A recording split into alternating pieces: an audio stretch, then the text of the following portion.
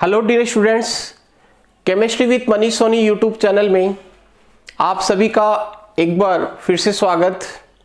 आज इस वीडियो में हम शुरुआत करने जा रहे हैं चैप्टर नंबर 10 के लेक्चर नंबर 8 की। 7 लेक्चर्स इस चैप्टर के हम कंप्लीट कर चुके हैं और जो हमारा पिछला लेक्चर था उसमें हम एल्किल हैलाइडों की जो नाभिक स्नेही प्रतिस्थापन अभिक्रिया होती है उसके एग्जाम्पल्स डिस्कस कर रहे थे।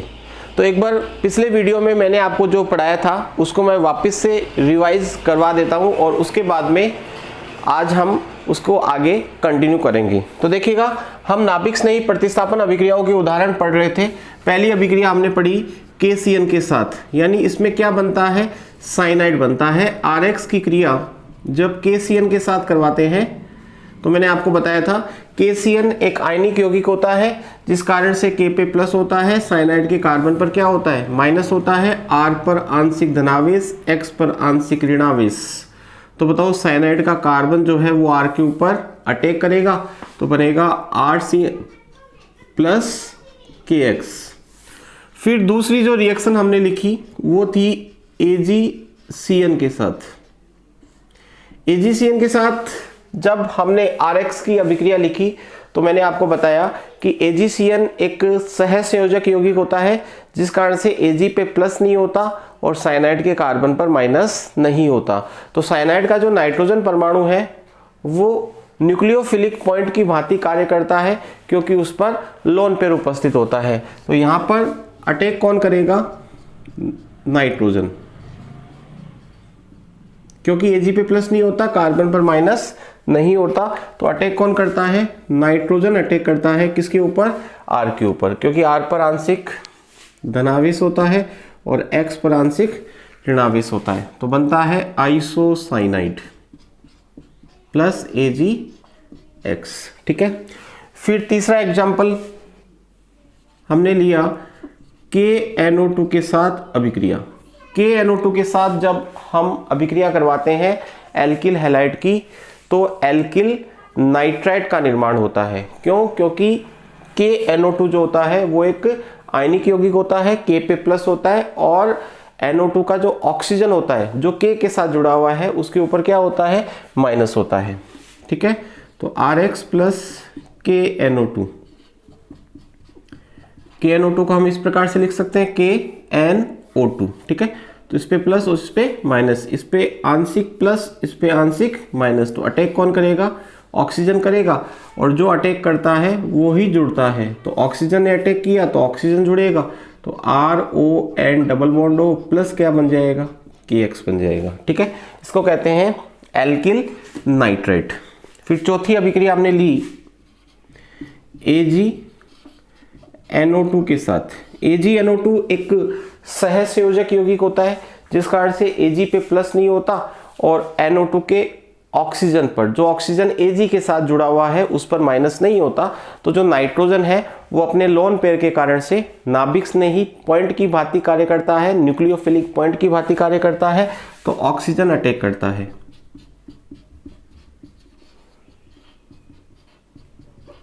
सॉरी नाइट्रोजन अटैक करता है, ऑक्सीजन नहीं अटैक करेगा क्योंकि ऑक्सीजन पर माइनस नहीं होता। नाइट्रोजन अटैक करेगा तो क्या बनेगा, RNO2 प्लस AgX। ठीक है। और इसको हम कहते हैं नाइट्रो एल्केन। फिर पांचवी जो रिएक्शन थी वो थी जलीय KOH के साथ। जलीय KOH के साथ, जलीय KOH के साथ जब RX की अभिक्रिया करवाई जाती है तो अल्कोहल का क्या होता है, निर्माण होता है। तो RX प्लस जलीय KOH, K पे प्लस और OH के ऑक्सीजन पर क्या होता है, माइनस होता है। तो क्या बन जाता है, ROH प्लस KX। ठीक है। चलिएगा, छठी जो रिएक्शन थी वो थी अमोनिया के साथ। किसके साथ, अमोनिया के साथ। अमोनिया के साथ जब हमने RX की अभिक्रिया लिखी थी तो मैंने आपको बताया था एल्किल एमीन का निर्माण होता है। एल्किल एमीन का क्या होता है, निर्माण। ठीक है। यदि RX को आधिक्य में लेते हो तो 1 डिग्री, 2 डिग्री, 3 डिग्री और टेट्रा एल्किल अमोनियम हैलाइड बनेगा। और यदि अमोनिया को आधिक्य में लोगे तो अभिक्रिया यहीं पर क्या हो जाएगी, रुक जाएगी। ठीक है। सातवीं जो रिएक्शन हमने पढ़ी वो थी NaOR के साथ, और इसमें हमने ईथर बनाया था, ठीक है। और इस अभिक्रिया को हमने क्या कहा था, विलियमसन ईथर संश्लेषण। कैसे थी, इसको क्या कहते हैं, सोडियम एल्कोक्साइड कहते हैं। Rx प्लस NaOR, Na पे प्लस, ऑक्सीजन पर माइनस, इस पर आंशिक प्लस, इस पर आंशिक माइनस, क्या बनेगा ROR प्लस NaX, ठीक है। फिर हमने एक अभिक्रिया पढ़ी थी नम Ag2O के साथ, और मैंने आपको बताया था नम Ag2O के साथ अभिक्रिया ठीक उसी प्रकार होती है जैसे जलीय KOH के साथ होती है, ठीक है। यहाँ पर आपको जो उत्पाद प्राप्त होता है वो अल्कोहल ही होता है। नम Ag2O का मतलब मैंने आपको बताया था कि Ag2O में क्या घुला हुआ है, पानी घुला हुआ है, यानी पानी में Ag2O है, इसका मतलब वो AgOH में बदल जाएगा, और AgOH जब Rx से क्रिया करेगा तो ROH का क्या होगा, निर्माण होगा, ठीक है, चलिएगा। तो यहाँ तक शायद मैंने आपको पढ़ा दिया था, आपने इसके नोट्स बना लिए होंगे। नोट्स की PDF आज मैं आपको उपलब्ध करवा दूंगा। इसके बाद में देखिएगा आगे हम बात करते हैं। जैसे ये है KOH, ठीक है। अगर KOH के स्थान पे आपको KSH दे दे, KOH के स्थान पर आपको क्या दे दे, KSH, तो आपको रिएक्शन KOH की भांति ही करवानी है। K पे प्लस और SH के S पर क्या होगा, माइनस होगा। तो एक रिएक्शन आपके सिलेबस में ये भी दे रखी है, ये हमने पिछली क्लास में डिस्कस नहीं की थी। KOH की रिएक्शन जैसे होती है वैसे ही KSH की रिएक्शन होगी। K पे प्लस, SH के सल्फर पर माइनस, तो सल्फर यहाँ पर अटैक करेगा तो बनेगा RSH प्लस KX, और इसको कहते हैं थायो एल्कोहल। क्या कहते हैं, थायो एल्कोहल। तो एल्कोहल का यदि निर्माण करना हो तो जलीय KOH के साथ अभिक्रिया करवाते हैं, और थायो एल्कोहल का निर्माण करना हो तो KSH के साथ क्या करवाते हैं, अभिक्रिया करवाते हैं, ठीक है। अब एक रिएक्शन मैंने आपको नम Ag2O के साथ करवाई। अगर नम Ag2O के स्थान पर केवल Ag2O लिखा हुआ आ जाए, जैसे एक रिएक्शन लिखते हैं Rx प्लस Ag2O।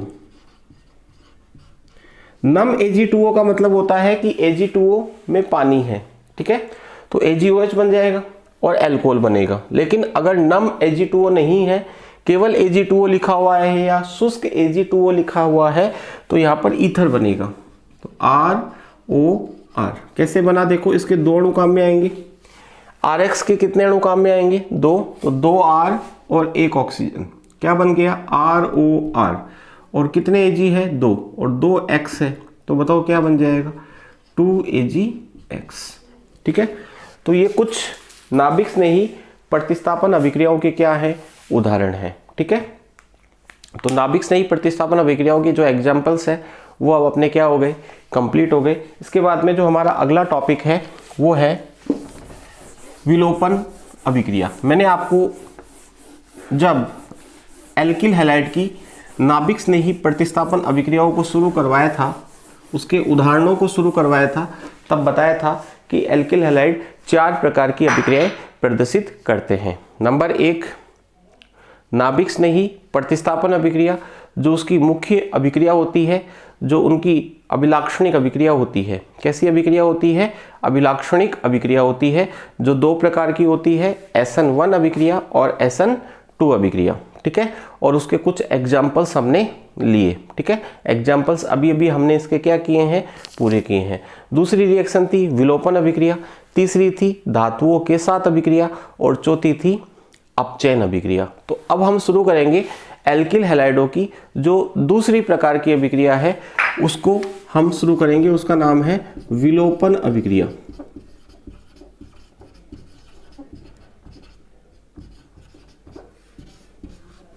विलोपन अभिक्रिया, तो देखिएगा सबसे पहली बात, विलोपन का मतलब होता है गायब हो जाना, या फिर मैं कहूँ बाहर निकल जाना। विलोपन का मतलब होता है गायब हो जाना या बाहर निकल जाना।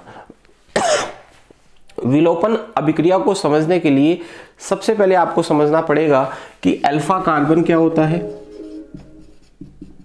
और बीटा कार्बन क्या होता है। अल्फा कार्बन और बीटा कार्बन को आपको समझना पड़ेगा।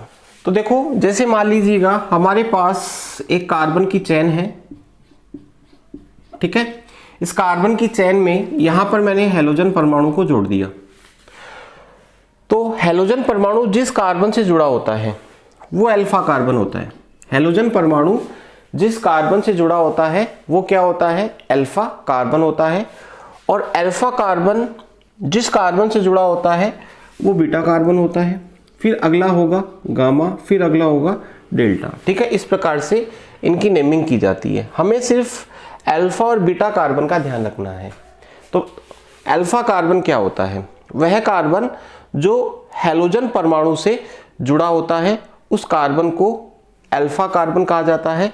और अल्फा कार्बन से जुड़ा हुआ जो कार्बन होता है उसे बीटा कार्बन कहा जाता है। जैसे मैं एक एल्किल हैलाइड लिख रहा हूं CH3 CH2 Cl, मैं आपसे कहूं कि इसमें अल्फा कार्बन कौन सा है, तो आप कहोगे कि सर जिस कार्बन से हैलोजन परमाणु जुड़ा हुआ है वो कार्बन अल्फा कार्बन होगा।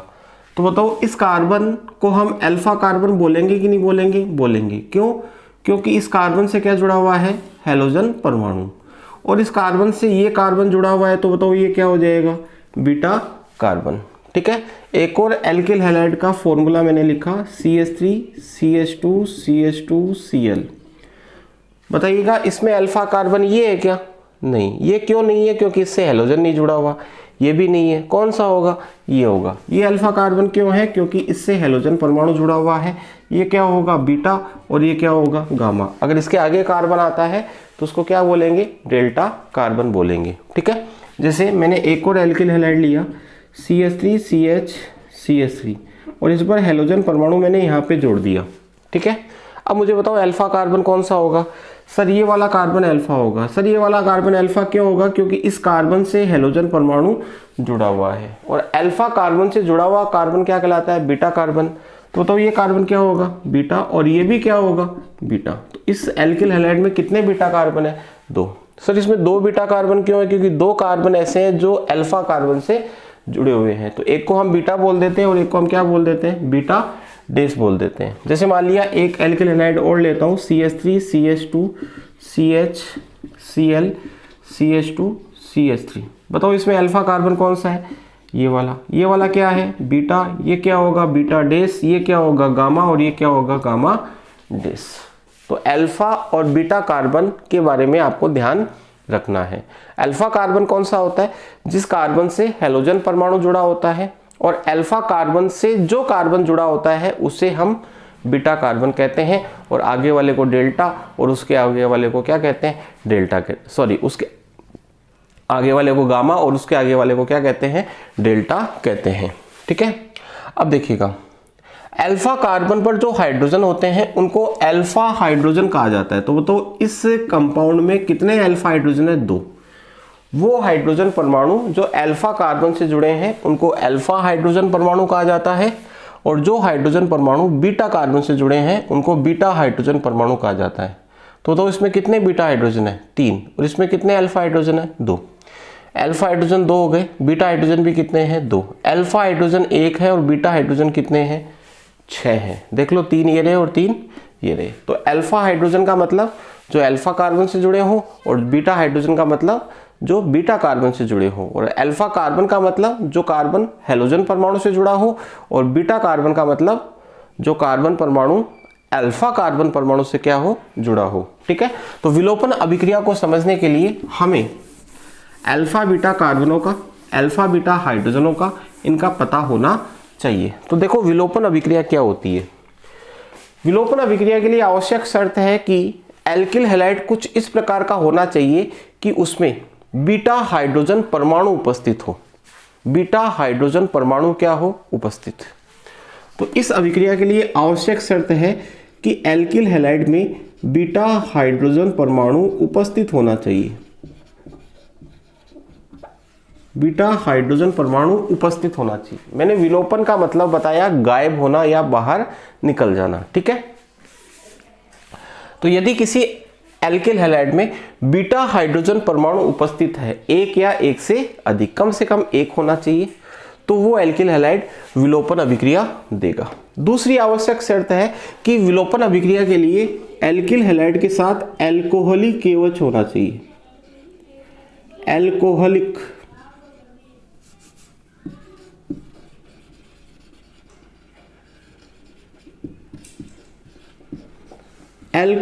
केवच होना चाहिए। सर एल्कोहलिक केवच का मतलब क्या होता है? ऐसा केवच जिसमें एल्कोहल मिला हुआ हो। क्या मिला हुआ हो? एल्कोहल मिला हुआ हो।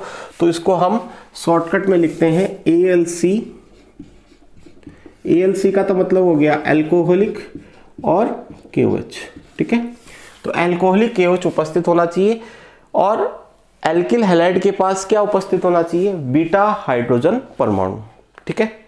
तो जब किसी बीटा हाइड्रोजन परमाणु युक्त एल्किल हैलाइड की अभिक्रिया एल्कोहलिक केवच के साथ करवाई जाती है तो बीटा कार्बन से हाइड्रोजन परमाणु और अल्फा कार्बन से हैलोजन परमाणु बाहर निकल जाते हैं और एल्कीन का निर्माण होता है। इस अभिक्रिया को विलोपन अभिक्रिया कहा जाता है। जैसे मैंने एक एल्किल हैलाइड लिया CH3Cl और इसकी अभिक्रिया मैंने करवाना चाहिए एल्कोहलिक केओच के साथ, तो क्या होगा देखिएगा। बताओ ये कार्बन कैसा है? अल्फा, और ये हाइड्रोजन कैसे है? Alpha hydrogen. क्या इसमें बीटा कार्बन है? क्या नहीं है, नहीं है इसमें बीटा कार्बन। आगे कोई कार्बन ही नहीं है, इसका मतलब बीटा कार्बन नहीं है। तो बीटा कार्बन नहीं है तो बीटा हाइड्रोजन भी नहीं है। इसका मतलब अभिक्रिया होगी क्या? नहीं होगी। अब मैंने क्या किया, इस एल्किल हैलाइड की जगह मैंने दूसरा एल्किल हैलाइड लिया CH3CH2Cl और इसकी अभिक्रिया मैंने करवाई एल्कोहलिक केओच के साथ। किसके साथ करवाई? एल्कोहलिक केओच के साथ। तो बताओ इसमें ये कार्बन कैसा है? अल्फा, और ये कार्बन कैसा है? बीटा। और बीटा कार्बन पर हाइड्रोजन है कि नहीं है? है। कितने हैं? 3। हमें कितने चाहिए? 1। हमें केवल एक हाइड्रोजन परमाणु को यहां से क्या करना होता है? बाहर निकालना होता है। तो क्या मैं इसको ऐसे लिख सकता हूं क्या? ठीक है, लिख सकता हूं। तो जब बीटा हाइड्रोजन युक्त, ये बीटा हाइड्रोजन है, जब बीटा हाइड्रोजन युक्त एल्किल हैलाइड की अभिक्रिया एल्कोहलिक केओच के साथ करवाई जाती है तो बीटा कार्बन से तो हाइड्रोजन और अल्फा कार्बन से हैलोजन जो होता है वो बाहर निकल जाता है। बाहर निकाल दो इसको, तो H और Cl बाहर निकलेंगे। तो यहाँ पे हम लिख सकते हैं -HCl। -HCl का मतलब होता है कि HCl बाहर निकल रहा है, या फिर आप यहाँ पर क्या लिख सकते हो? +HCl, ठीक है। अब क्या बचा? CH2 बचा और CH2 बचा, तो हमने यहाँ पे लिख दिया CH2 सिंगल बॉन्ड CH2।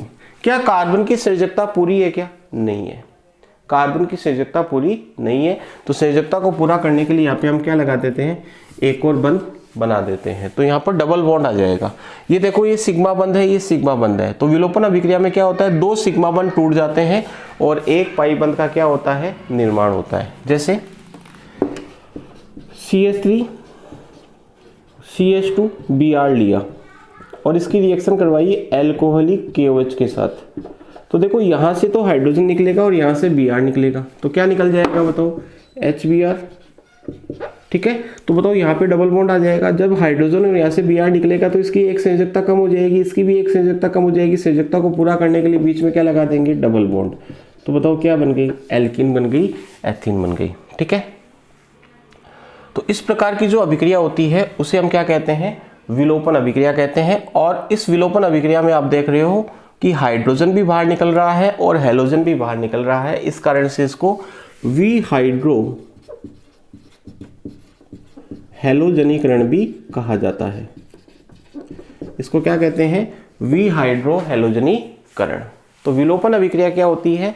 जब किसी बीटा हाइड्रोजन युक्त एल्किल हैलाइड की अभिक्रिया एल्कोहलिक केओच के साथ करवाई जाती है तो बीटा कार्बन से हाइड्रोजन और अल्फा कार्बन से हैलोजन परमाणु विलुप्त हो जाते हैं, बाहर निकल जाते हैं और एल्कीन का निर्माण होता है। इस अभिक्रिया को विलोपन अभिक्रिया कहा जाता है। विलोपन अभिक्रिया के लिए आवश्यक है कि बीटा हाइड्रोजन परमाणु उपस्थित होना चाहिए एल्किल हैलाइड में, और जो आपको अभिकर्मक दे रखा है वो अल्कोहलिक KOH होना चाहिए, ठीक है। अब देखिएगा, एक यहाँ पर नियम हम पढ़ते हैं, सेजेफ का नियम। कौन सा नियम? सेथ जेफ का नियम। मान लिया हमारे पास कोई ऐसा एल्किल हैलाइड है जिसमें 2 प्रकार के बीटा हाइड्रोजन परमाणु उपस्थित है। हमारे पास कोई ऐसा एल्किल हैलाइड है जिसमें 2 प्रकार के बीटा हाइड्रोजन परमाणु उपस्थित है, तो क्या होगा आइए देखते हैं। मान लीजिएगा हमारे पास ये वाला एल्किल हैलाइड है,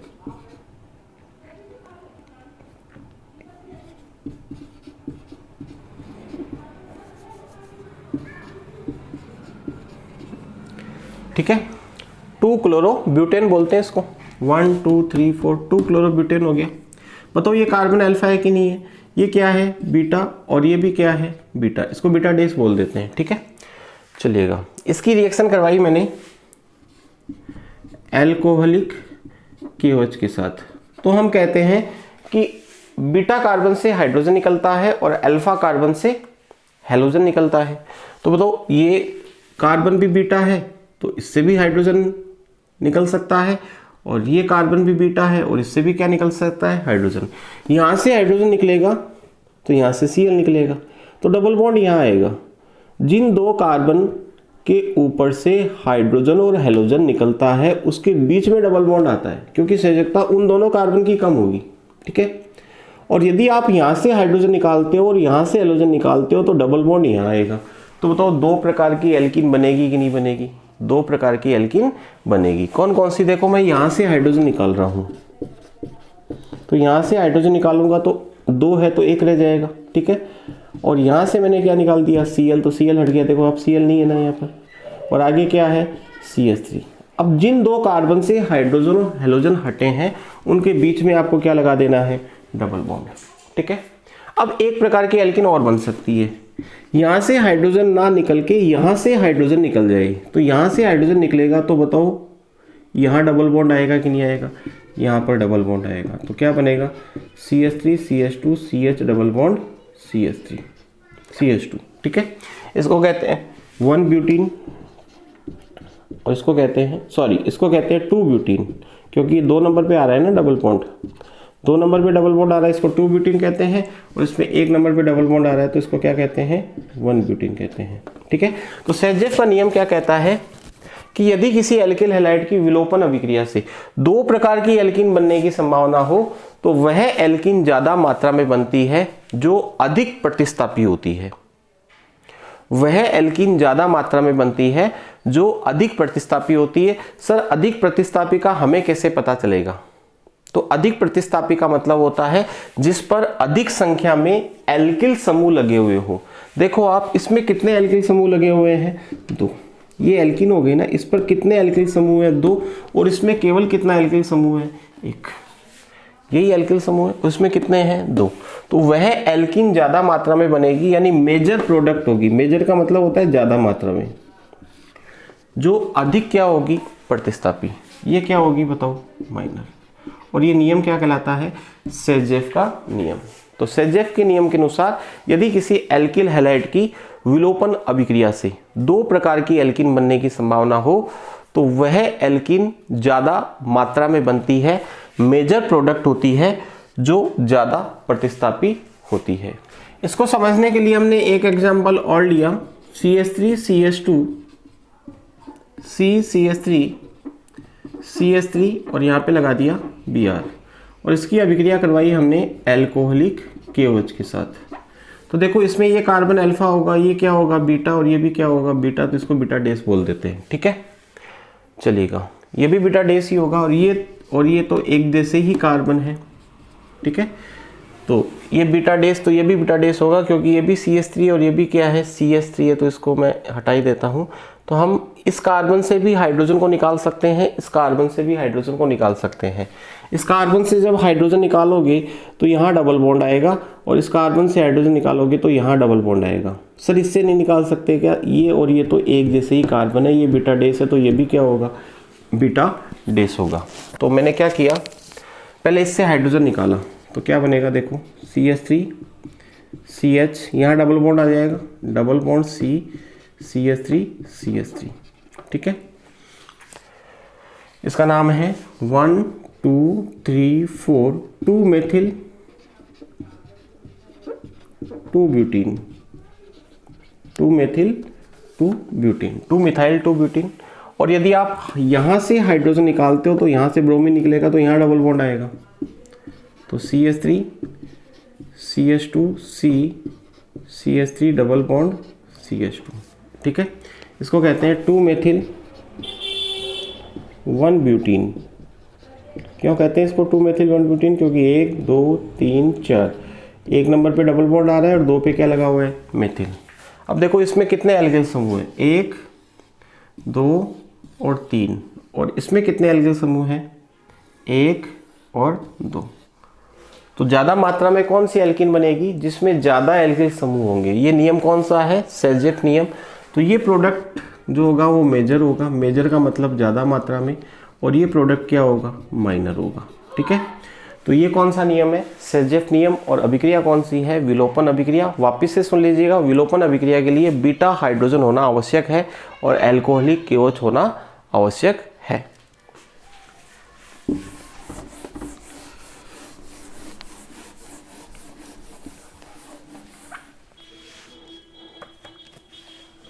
इसके बाद में तीसरी अभिक्रिया है धातुओं के साथ अभिक्रिया। धातुओं के साथ अभिक्रिया मैंने आपको बताया था एल्किल हैलाइड 4 प्रकार की रिएक्शंस शो करते हैं, यानी एल्किल हैलाइडों की रिएक्शंस को 4 भागों में वर्गीकृत किया जा सकता है। नंबर 1 नाभिक स्नेही प्रतिस्थापन अभिक्रिया, नंबर 2 विलोपन, 2 हम पढ़ चुके हैं, तीसरी है धातुओं के साथ अभिक्रिया। इसमें नंबर ए है सोडियम धातु के साथ।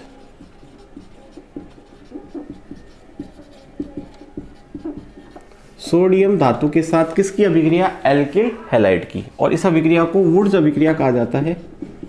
क्या कहा जाता है? वुड्स अभिक्रिया। Very important reaction. ठीक है, तो हम किसके साथ अभिक्रिया पढ़ रहे हैं? धातुओं के साथ अभिक्रिया पढ़ रहे हैं। और धातुओं के साथ अभिक्रियाओं में पहली अभिक्रिया कौन सी है? वुड्स अभिक्रिया। और वुड्स अभिक्रिया में हम कौन सी धातु काम में लेते हैं? सोडियम धातु। ध्यान रखिएगा, इसमें विलायक के रूप में शुष्क ईथर भी काम आता है। क्या काम में आता है? शुष्क ईथर। तो हमने एक एल्किल हैलाइड लिया RX और इसकी रिएक्शन करवाई सोडियम के साथ। तो इस अभिक्रिया में क्या होता है? 2 तो सोडियम के तत्व काम में आते हैं और 2 ही एल्किल हैलाइड के अणु काम में आते हैं। तो RX + 2Na + RX। ठीक है, यहाँ पे लिखा हुआ रहेगा शुष्क ईथर, यानी विलायक के रूप में हम क्या काम में लेते हैं? शुष्क ईथर काम में लेते हैं। तो देखो ये R इस R के साथ जुड़ जाएगा, तो क्या बनेगा? RR + 2NaX। ये देखो R किसके साथ जुड़ गया? R के साथ। तो जब शुष्क ईथर की उपस्थिति में एल्किल हैलाइड की अभिक्रिया सोडियम धातु के साथ करवाते हैं तो एल्केन का निर्माण होता है। RR का मतलब क्या है? एल्केन। जैसे मैंने लिया CH3Cl और इसकी रिएक्शन करवाई सोडियम धातु के साथ, किसकी उपस्थिति में? शुष्क ईथर की उपस्थिति में। तो रिएक्शन कैसी होगी? आपको 2 एल्किल हैलाइड लेने हैं और 2 ही सोडियम धातु लेनी है। तो इसको हम ऐसे लिख सकते हैं, इसको हम ऐसे लिख सकते हैं। तो बताओ क्या निकल जाएगा? 2NaCl प्लस CH3 के साथ जुड़ के क्या बना लेगा? एथेन बना लेगा। CH3 के साथ जुड़ के क्या बना लेगा? एथेन। तो एल्किल हैलाइड की अभिक्रिया सोडियम धातु के साथ शुष्क ईथर की उपस्थिति में करवाने पर एल्केनों का निर्माण होता है। इस अभिक्रिया को क्या कहा जाता है? वुड्स अभिक्रिया कहा जाता है। जैसे मेथिल क्लोराइड प्लस Na क्या बना? Ethane plus 2NaCl। बताओ सोडियम के कितने अणु, कितने तत्व काम में आते हैं? 2 तत्व काम में आते हैं। ठीक है, तो ये कौन सी अभिक्रिया है? वुड्स अभिक्रिया। अब इसके बारे में थोड़ी बात और कर लेते हैं। परीक्षा में किस प्रकार से प्रश्न इसका पूछा जाता है? या तो आपको कहा जाएगा कि वुड्स अभिक्रिया की समीकरण लिखिए। वुड्स अभिक्रिया जो होती है उसकी क्या लिखिए? समीकरण। तो आपको कैसे लिखनी है? RX यहाँ पे लिख देना Na, कितने Na काम में आएंगे? 2, और RX भी कितने काम में आएंगे? 2। तो RR जुड़ जाएगा प्लस क्या बन जाएगा? 2NaX। और यहाँ पे क्या लिखना है आपको? शुष्क ईथर। या फिर R की जगह आप कोई एल्किल ग्रुप ले सकते हो। 2CH3Cl, यहाँ पे क्या लिख दिया? 2Na, शुष्क ईथर क्या बन गया, CH3 प्लस 2NaCl। मतलब जो आप एल्किल हैलाइड ले रहे हो उनके जो एल्किल ग्रुप है वो आपस में जुड़ जाते हैं और किसका निर्माण होता है, एल्किन का। मान लीजिएगा आपको ये रिएक्शन दे दी और कहा कि अभिक्रिया को पूरा करो। इसमें अभिक्रिया पूरा करने का क्वेश्चन भी आपसे पूछा जा सकता है, ठीक है। या तो आपको कहेगा कि वुड्स अभिक्रिया की समीकरण लिखो या इस अभिक्रिया को क्या करो, पूरा। तो आपको पहचान लेना है कि अभिक्रिया कौन सी है, वुड्स अभिक्रिया है। और इस अभिक्रिया में हम क्या करते हैं, जो एल्किल समूह होता है उनको आपस में जोड़ देते हैं। तो इसके दोनों काम में आएंगे। परीक्षा में अगर एक भी दे रखा है तो दो ही काम में लेने हैं। तो क्या बन जाएगा, CH3 एन ब्यूटेन बन गया प्लस NaCl, ठीक है। यहाँ पे 2 लगा दोगे तो इसके कितने NaCl हो जाएंगे, NaCl कितने हो जाएंगे, 2। तो यहाँ पर भी क्या लग जाएगा, 2, ठीक है। चलिएगा, यदि मान लो वुड्स अभिक्रिया में 2 अलग अलग प्रकार के एल्किल हैलाइड लिए जाए तो एल्केनों का मिश्रण बनता है। जैसे मान लिया एक एल्किल हैलाइड ले लिया मैंने RX और दूसरा एल्किल हैलाइड मैंने ले लिया R-X। एक तो ले लिया RX, एक ले लिया R-X, मतलब ये डिफरेंट टाइप का एल्किल हैलाइड है। तो बताओ, सोडियम धातु के साथ यदि रिएक्शन होगी शुष्क ईथर की उपस्थिति में तो R के साथ जुड़ेगा तो क्या बनेगा, R प्लस ये एल्किल हैलाइड जो है अपने ही जैसे एल्किल हैलाइड से क्रिया करके क्या बना लेगा, RR। और ये वाला एल्किल हैलाइड अपने ही जैसे एल्किल हैलाइड के साथ क्रिया करके क्या बना लेगा, R'। तो देखो एल्किनों का मिश्रण प्राप्त हुआ, ठीक है। यदि 2 प्रकार के एल्किल हैलाइड लिए जाए तो संभावना क्या होगी कि देखो R के साथ जुड़ जाए तो ये बन जाएगा। ये भी तो हो सकता है कि RX जो अणु है उसके जैसा का जैसा कोई और अणु होगा, उसके R से क्रिया करके ये R क्या बना लेगा, RR। और ये जो एल्किल हैलाइड है अपने ही जैसे एल्किल हैलाइड के R' से क्रिया करके क्या बना लेगा, R' प्लस NaCl, ठीक है। तो अगर 2 प्रकार के एल्किल हैलाइड लिए जाए तो इस अभिक्रिया में एल्केनों का मिश्रण प्राप्त होता है। जैसे मान लो आपसे परीक्षा में कहा गया कि इस अभिक्रिया को पूरा करो, CH3Cl प्लस CH3CH2Cl और यहाँ पे लिख दिया Na और यहाँ लिख दिया शुष्क ईथर और उत्पाद बताओ क्या बनेगा। तो आपको क्या करना है, पहले इसको इसके साथ जोड़ देना है। तो क्या बन जाएगा, CH3CH2CH3, फिर इसको इसी के साथ जोड़ देना है, CH3 और इसको इसी के साथ जोड़ोगे तो क्या बन जाएगा, CH3 और CH3, ठीक है। तो ये अभिक्रिया कौन सी थी बच्चों, वुड्स अभिक्रिया। धातुओं के साथ अभिक्रियाओं में अभिक्रिया नंबर B है लिथियम धातु के साथ अभिक्रिया। लिथियम धातु के साथ अभिक्रिया जब किसी एल्किल हैलाइड की यानी RX की अभिक्रिया लिथियम धातु के साथ करवाई जाती है तो विलायक के रूप में शुष्क ईथर काम में लिया जाता है। और याद रखिएगा RX की क्रिया जब Li के साथ होती है यानी लिथियम धातु के साथ होती है तो Li के 2 तत्व काम में आते हैं, जिसमें से एक तत्व R के साथ जुड़ करके RLi बनाता है और दूसरा LiX के साथ जुड़कर LiX का क्या करता है, निर्माण। तो RX प्लस लिथियम धातु से क्या बनेगा, एल्किल लिथियम। इसको क्या कहते हैं, एल्किल लिथियम। जैसे मान लो मैंने मेथिल क्लोराइड लिया और इसकी रिएक्शन मैंने करवाई लिथियम धातु के साथ, किसकी उपस्थिति में, शुष्क ईथर की उपस्थिति में। तो बनेगा CH3Li प्लस LiCl, ठीक है। तो ये नंबर B अभिक्रिया थी लिथियम धातु के साथ अभिक्रिया। C है मैग्नीशियम धातु के साथ अभिक्रिया। किसके साथ, मैग्नीशियम धातु के साथ अभिक्रिया। जब किसी एल्किल हैलाइड की अभिक्रिया मैग्नीशियम धातु के साथ शुष्क ईथर की उपस्थिति में करवाते हैं तो गिग्नार्ड अभिकर्मक का निर्माण होता है। कौन से अभिकर्मक का, गिग्नार्ड अभिकर्मक का। देखिएगा ये है RX और इसकी रिएक्शन करवाई मैंने Mg धातु के साथ, किसकी उपस्थिति में, शुष्क ईथर की उपस्थिति में। तो ये जो R और X है ना, इसके बीच में, इन दोनों के बीच में आकर के Mg फंस जाता है, यानी बीच में आ जाता है इसके। तो बताओ क्या बन जाएगा, RMgX। और ये जो अभिकर्मक बना इसको कहा जाता है गिगनार्ड अभिकर्मक। कौन सा अभिकर्मक, गिगनार्ड अभिकर्मक। जैसे मान लो हमने लिया CH3Cl और इसकी रिएक्शन करवाई Mg के साथ, किसकी उपस्थिति में, शुष्क ईथर की उपस्थिति में। तो CH3Cl के बीच में क्या आ जाता है, Mg। तो क्या बन जाएगा, CH3MgCl।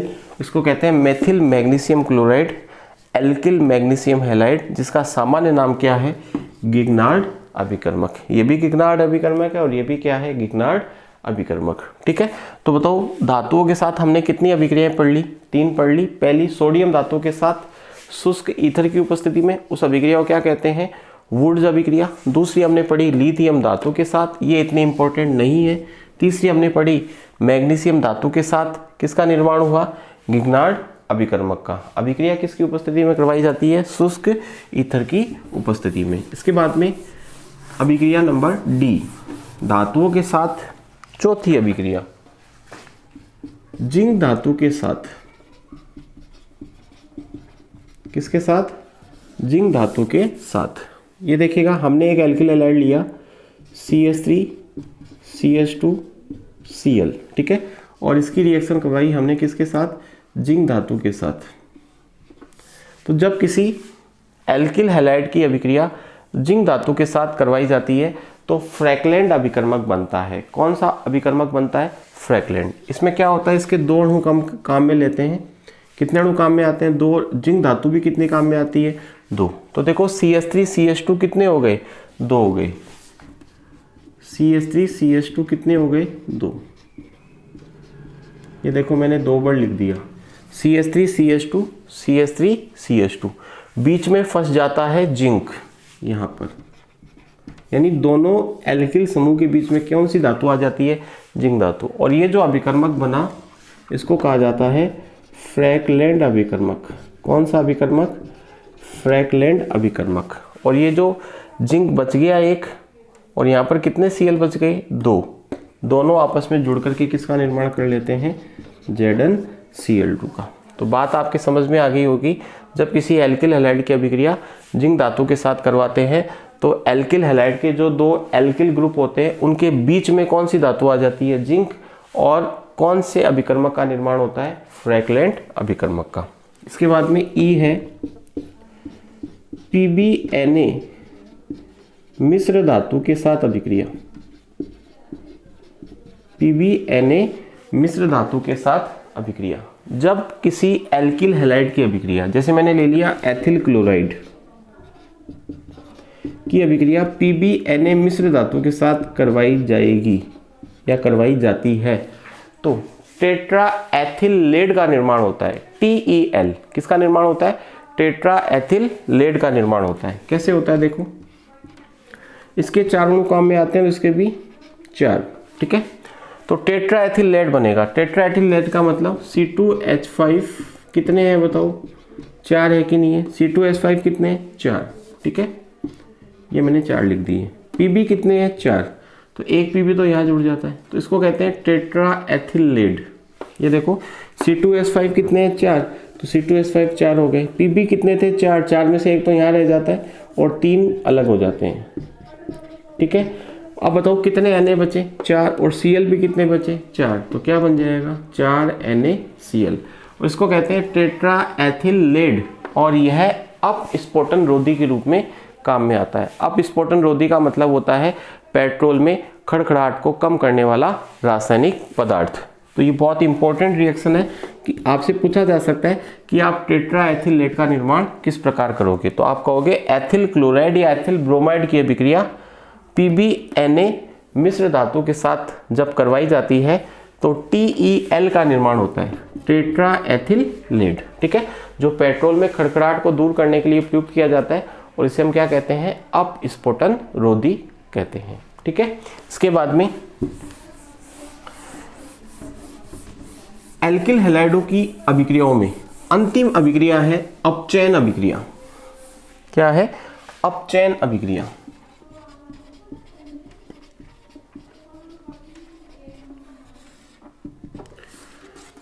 नंबर 4 पहली कौन सी थी?